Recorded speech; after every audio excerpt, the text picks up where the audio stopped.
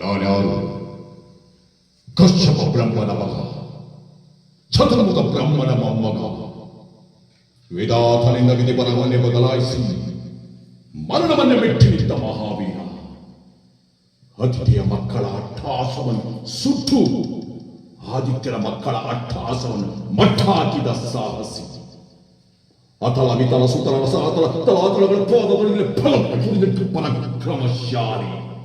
ಅಡಿತರೆ ಬೆಳೆಯುವುದು ಭೂಮಿ, ತಲೆ ಎತ್ತಲು ಬೆಚ್ಚುವುದು ಬಾನು, ಕೈ ಎತ್ತಲು ನೋಡುವುದು ಶಕ್ತಿ. ಚತುರ್ಮುಖನ ಸೃಷ್ಟಿಗೆ ನನ್ನ ಆಜ್ಞೆಯನ್ನು ಪಾಲಿಸುತ್ತಿರುವಾಗ ಯಕಶ್ಚಿತ್ ನನ್ನ ಮಗ, ನನ್ನ ವಂಶವನ್ನು ಬೆಳೆಯಬೇಕಾದ ನನ್ನ ಕುಮಾರ.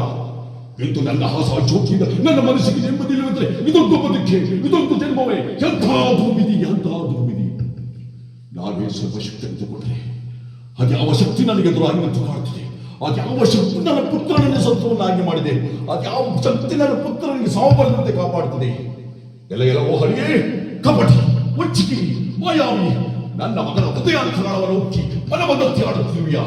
ನಿಜವಾಗಿ ನಿನ್ನಲ್ಲಿ ಪೌರುಷವಿದ್ದರೆ, ಪರಮ ಪುರುಷೋತ್ತಮ ನೀನಾಗಿದ್ದರೆ, ನನ್ನಂತ ನಿಜವಾದ ಗಂಡುಗಳು ನೀನಾಗಿದ್ದರೆ, ಬಾ, ನಿನ್ನ ಹುದವನ್ನು ಬಿಡು, ನಿನ್ನ ಕರುಣನ್ನು ಮಾಳೆಯಾಗಿ ಕುಳಿತರೆ ನಾನು ಹಿರಣ್ಯಕಶಿಪು ಅಲ್ಲ, ನಾನು ಹಿರಣ್ಯಕಶಿಪು ಅಲ್ಲ.